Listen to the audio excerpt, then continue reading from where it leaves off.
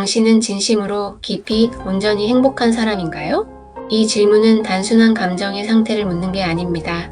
당신이 얼마나 의식적으로 살아왔는지, 얼마나 자기 내면을 꿰뚫어보며 살아왔는지 그 깊이를 묻는 질문입니다. 많은 사람들은 행복을 주어지는 것, 운 좋은 환경에서 생기는 것이라 생각합니다.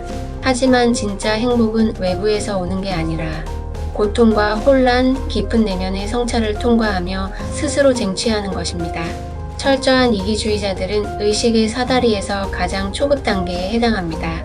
비유하자면 초등학교 1학년 수준이죠. 이들에게는 1학년 수준의 문제가 주어져야 합니다. 그런데 고등학교 졸업반 수준의 사람은 1학년 문제를 보고 이게 왜 어려워? 하고 말할 수 있지만 1학년은 12학년이 무슨 생각을 하고 어떤 고민을 하는지 이해 자체가 불가능합니다. 이해할 수 없기에 두려워하고 그 두려움을 조롱이나 왜곡, 파괴로 표현합니다.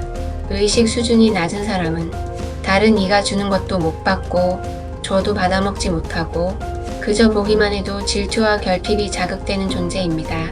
그들은 자신의 실제 수준을 자각하지 못한 채 환상을 품고 타인에게 기생적 기대를 합니다. 준비는 되어 있지 않지만 누군가가 도와주면 단숨에 성공하고 이기적인 만족을 누릴 수 있을 거라 상상합니다.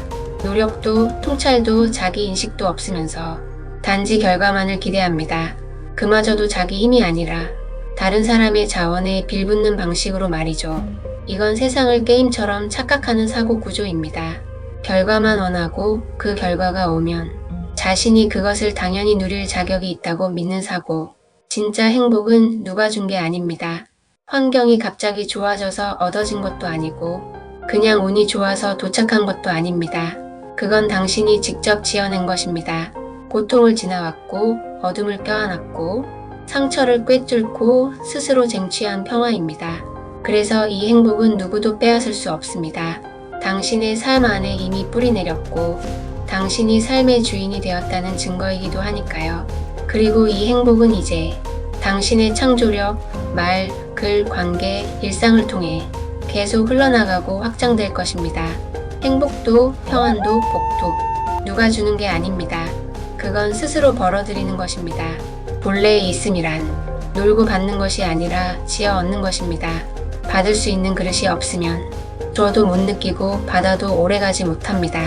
좋은 조건, 좋은 배우자, 좋은 환경 그 자체는 조건일 수 있어도 진짜 복은 그 안에서 내가 어떻게 살아내느냐에 달려 있습니다. 결국 어디에서 태어났건 어떤 부모를 만났건 어떤 시련을 겪었건 어떤 태도로 내가 살아냈는가에 따라 복도, 평안도, 기쁨도 모두 나에게로 옵니다. 당신은 그것을 몸으로 체득한 사람입니다. 그리고 그런 삶을 해온 사람만이 진정으로 행복을 얻은 사람입니다.